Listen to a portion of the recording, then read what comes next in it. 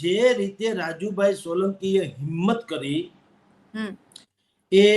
એવી હિંમત આજ સુધી ન ભૂતો ન ભવિષ્યથી આજ સુધી કોઈએ કરી નથી. અને એમાં 2 પ્લસ પોઈન્ટ છે, આપને કહી દઉં.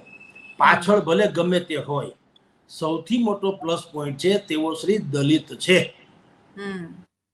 કાનૂની પરિભાષામાં જો એને કાંઈ પણ થાય તો એ એટ્રોસિટી એક્ટ જે લગાડ્યો છે ત્યારે ગણેશના કેસમાં, તો પણ એટ્રોસિટી એક્ટ થી માંડીને બાકી દલિત પીડિતની પરિભાષામાં જો કેસ કબાડા થાય તો હવે પેલા જેવું બહુ નથી રહ્યું.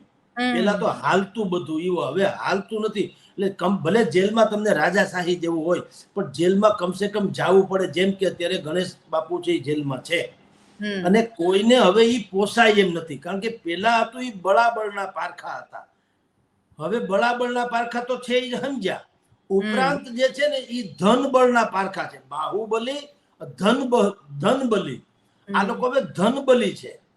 અને ધનબલી લોકોને શું છે કે એની હાજરી કમસે કમ હોવી જરૂરી છે. 6 મહિના વર્ષ દિવસ જેલમાં જાય તો અહીંયા કોણ કોનું શું સાચવે? હજારો કરોડો રૂપિયાની વાતો છે, કઈ સામાન્ય વાતો નથી. 2-5-10 હજાર કરોડ રૂપિયાની વાતો છે. તો એનો બધું વહીવટ કરવો તો ખરો ને. આપણે એક સામાન્ય પગાર આવે તો 15 દી પકડ્યા નથી રહેતા એનો હિસાબ કરવામાં. તો આ તો અબજો ખરબોની મિલકતમાં બધા રણી ધણી છે.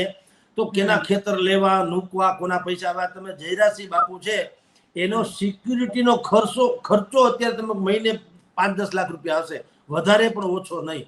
પોતાની અંગત સિક્યુરિટીનો ખર્ચો બોલો, તો બીજું તો હું નહીં હોય. એટલે હવે હું થયું કે આ તમે કહો છો કે રીબડા છે એની પાછળ, એમને ઈ માનવામાં શું કામ આવે છે એ કહું.